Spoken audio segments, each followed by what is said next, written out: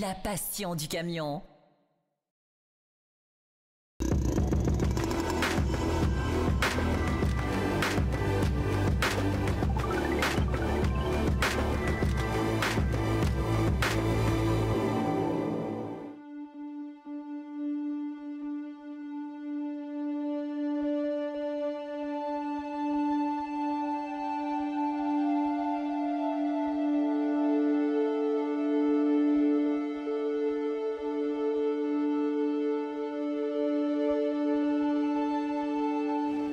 Allez, prochain camion essayé, celui-ci. Alors 770S, mais surtout venez voir cabine Highlight XL. Et on va voir à l'intérieur ce que ça représente.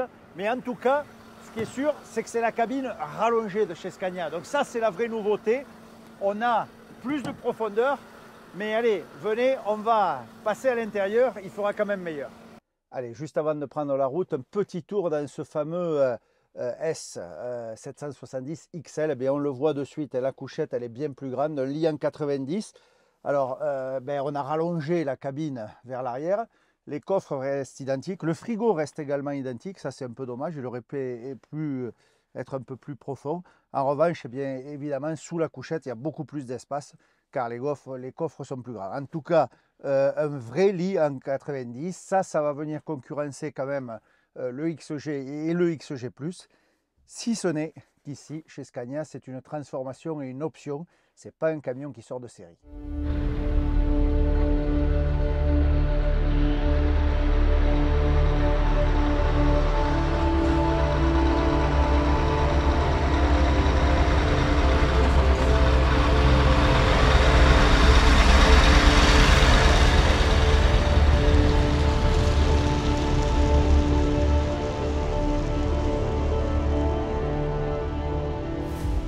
Allez, donc maintenant, passons au volant de ce 770. C'est un peu le vaisseau amiral de chez Scania, d'autant plus qu'avec cette cabine, eh bien oui, ça change.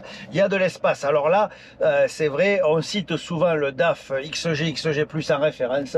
Eh bien là, vous avez exactement la même chose, mais avec un Scania, mais avec un V8.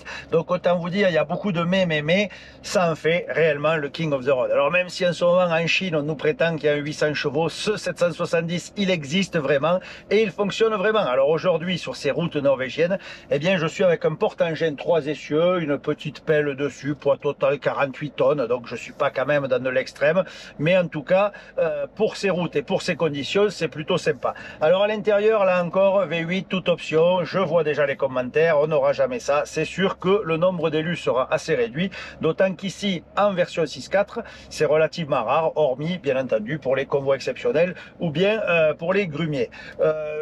Quoi dire de plus? Cette cabine XXL, eh bien, elle a exactement le même environnement que les autres cabines, avec les grands coffres, avec le grand pavillon, si ce n'est bien qu'il y a cette rallonge, on le verra bien sur les images dans le magazine, je vous posterai des gros plans, on a cet espace supplémentaire qui fait que évidemment on a de l'espace derrière le siège et ça permet vraiment de donner volume confortable. Alors aïe, parce qu'il y a toujours un aïe, le prix de l'option et l'histoire des homologations en France.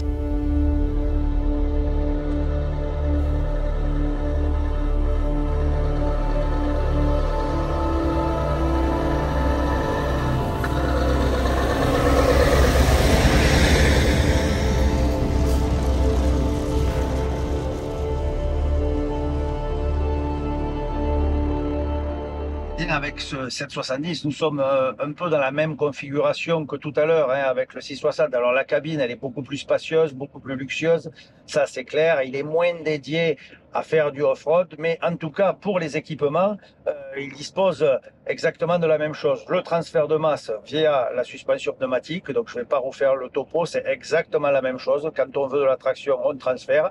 Et en empattement, la silhouette générale reste la même, donc c'est un camion similaire. Évidemment, dans les côtes, alors bon, 48 tonnes et on a kiff par rapport au poids de tout à l'heure, 770 chevaux, 3700 Nm de couple, autant vous dire qu'il n'y a pas de raison de forcer, on ne transpire pas beaucoup.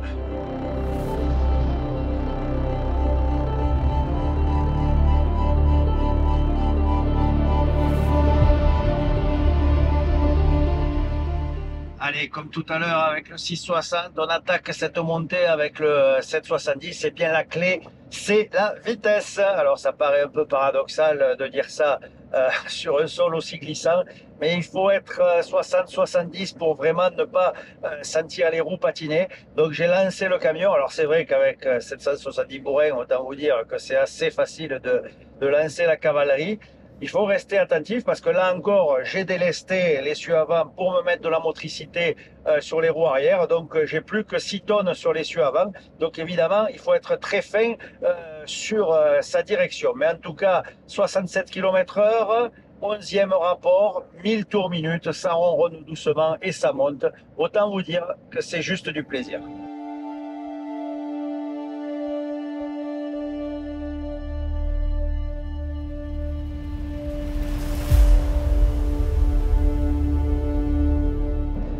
Petit passage de la vraie vie, vous avez la déneigeuse de l'autre côté, il racle pas le sol si vous regardez bien, il touche juste le côté de façon à dégager les angles, mais par contre il sable. Alors chez nous on sale et chez eux il sable, c'est tout simplement du sable qui projette sur la route de façon à venir s'incruster dans la glace. Une autre pratique, une autre solution et évidemment d'autres conditions de route puisque vous voyez ici la route elle est loin d'être au noir, il y a toujours une petite pellicule dessus, mais malgré tout aujourd'hui ça glisse un peu parce qu'on est entre 0, -1 et il y a cette neige un peu humide qui fait glisser, donc il faut garder de la vitesse pour pouvoir adhérer parce que si vous vous arrêtez en plein milieu, eh c'est très difficile de repartir. Voilà, en tout cas là, 10e rapport, 1100 tours, 59 km/h, ça monte doucement. Il n'y a pas à dire, ce V8, c'est quand même agréable à conduire.